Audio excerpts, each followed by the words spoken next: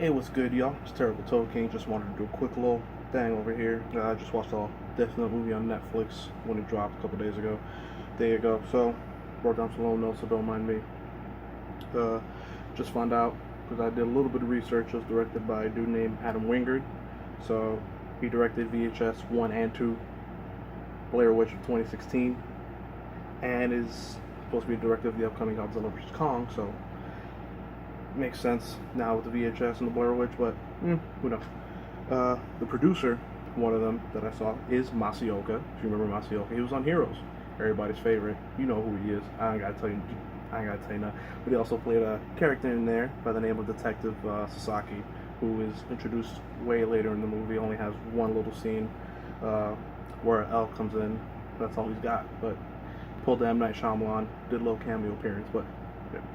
And when the movie stars Nat Wolff, if you remember him, he's one half of the Naked Brothers band. He did another movie a few years back. It's been about 3-4 years now. Paper Towns, filmed out in Orlando, if I'm not mistaken, or supposed to take place in Orlando.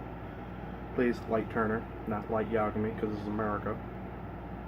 Margaret Qualley, who plays Mia Sutton, not Misa Misa, the model, but a cheerleader. American Standard, same thing. Elle's played by Lakeith Stanfield. You remember him? He's from Get Out. You know, Andrew Logan King. He's the running guy from the meme. He played Bug in Dope. Remember when that came out? He was also Snoop on Straight Outta Compton. Can't forget that right there. But the biggest one, which also really got me, were these two right here. He played Darius off of Atlanta. You know, Beano, Donald Glover's show he did on FX. And he was also on the Jay-Z short Moonlight, where they were doing that recreation of Friends, all African-American cast. He was part of Chandler. Also had Hannibal Buress and a few other notable comics under, I think, what was his name? He was on the Daniel Tosh thing. Carmichael. I can't remember his name now. His name already. But I think he was on there. I'm not too familiar. I saw it one time. I didn't rewatch it. I gotta rewatch it because it was actually really good. Ryuk is played by Willem Dafoe in voice and actual CG, but he's mocapped by a guy named Jason Lyles. I have no idea who he is. I should have done a little more research into that. Now, James Turner, the Light's dad, is played by a guy named Shea Wingham. I'm not sure who he is either. I know he has a few credits, but I'm not too familiar with what he's done. But the most important character, played by Paul Nakauchi, Watari. Rest in peace, my boy.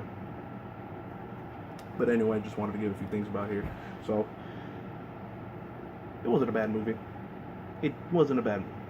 Take into account the fact of they're inspired by the source material. They're not directly taken from the source material. It's not a bad movie. If you're going to go straight on the fact of, oh, this is Death Note, this is the American Death Note, then yes. Then you don't want to watch the movie.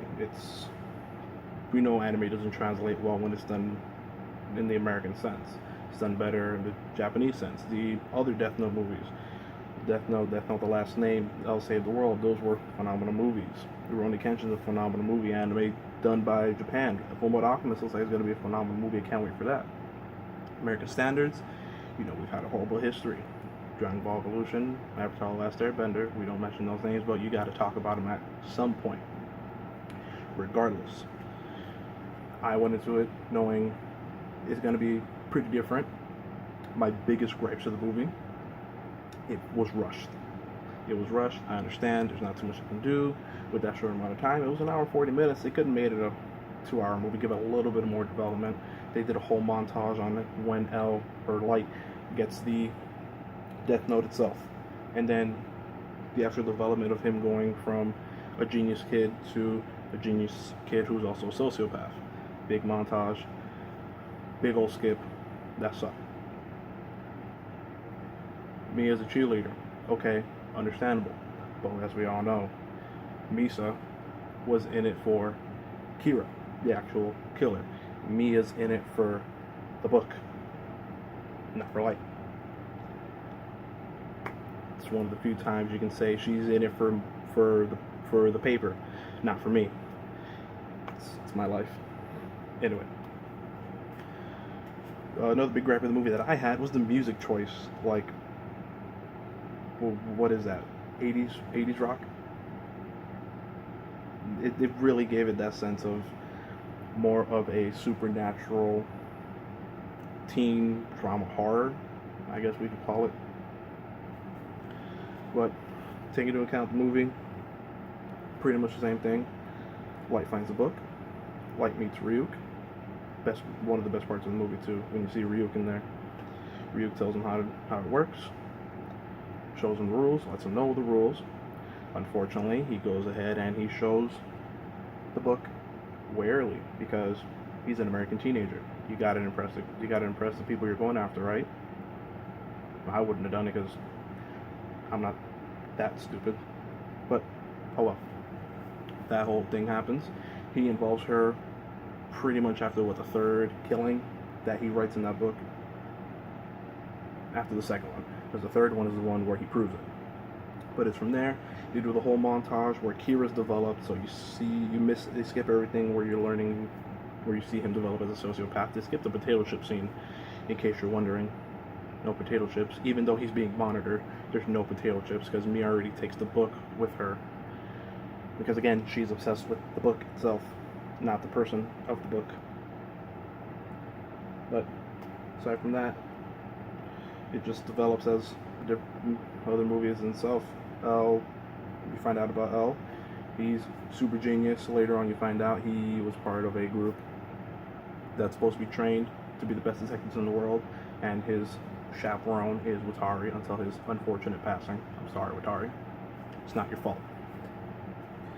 But L does take his little quirks, and it's pretty much the same as it is in the anime and the manga. But he does confront Light, lets him know, I know you're Kira, you're going to let me know you're Kira, you're going to tell me how this works. Light, I mean, we could team up, he's not doing the whole back and forth, and it just kind of, to me, felt just a little too forced. It wasn't the greatest scene, it just felt a little off-putting, though. Again, it works for what it is. But I keep coming back to this. It's just so unfortunate to skip on a lot of things. But again, this is a film that is taking inspiration and not direct source. That's why it's a big difference, and that's why you should go into it in a different sense of light. Get it? Sense of light. Ha, funny. But because I keep running off, I'm sorry. Where did I leave off? So, the character development is only there in bits and pieces. It's not where it should be, where we all want it to be. And that's another big gripe I have about it. Just not enough character development, even in that short amount of time. You could do so much. There's plenty of movies who introduce 3 characters and put enough development so you know exactly what's going on, and then taking the fact of that it's a genius to a kid with a troubled life who's bullied. That's where the big difference in intentions for the Death Note comes from as well. So, going back on the fact of the characters itself, again, L, it's like, I know who you are, you're gonna tell me who you are, so they put in the whole thing, oh no, you killed Watari, coming after you, man. That's when Mia takes the book, that's when the whole thing happens. It's like, where there's the little separation, because he's like, hey Mia, let's take a break from the book for a while. You ain't. Find out she takes the page from the book. There's a whole thing. That's where the development toward the end of the movie happens. They're at a winter dance, and El's trying to go after Light with the whole investigation happening, where it leads to the big old wind-up of the apparent death of characters. Mia's dead, Light survives, he's in a coma, but he had a whole plan just like Light did, which did bring that back of, oh, okay, they did take a little more inspiration. I did appreciate the way they did that ending, where everything just kind of, okay, because I forgot to mention this, a little way back in the movie, there's a whole forum of people, kind of like a 4chan style board, where it shows people that should be killed, like a pedophile that was a mailman, a doctor who touches the patients who are comatose or under, and Light uses that to his advantage for the end of the movie when he's about to die. And he uses it so, he gets it to where the doctor himself revives him when and falls off the water from the Ferris wheel. Spoilers. The mailman's walking by, picks up the book, so he hands it to him in the hospital. He ends up dying. The doctor kills himself too after he helps him, gets him in the hospital. Mia tears a page from the book that has Light's name in it, and it burns in the trash. Fire. That's how he survives, because you can only take out one name per user, per keeper, that whole thing. Is it a whole thing? I don't remember. I don't remember the anime too well. I'm sorry, I should have said that earlier. It's been a while since I've watched it. But most of this takes place in the whole L arc, because L's still alive in the movie anyway. But again, these music choices were really just throwing me back and forth, but like the end saved it for me, and that's why it kind of gives me a little bit of redemption, especially because of the way the ending was. It leaves it a little open for a sequel, so maybe if it gets enough well reviews, they'll probably do it. I don't think they should, but again, like I keep telling people, it's not that bad of a movie if you don't take into account that it's just an inspiration. If you do take into account, I apologize, take into account that it is just inspiration being pulled from the source and not directly from the source.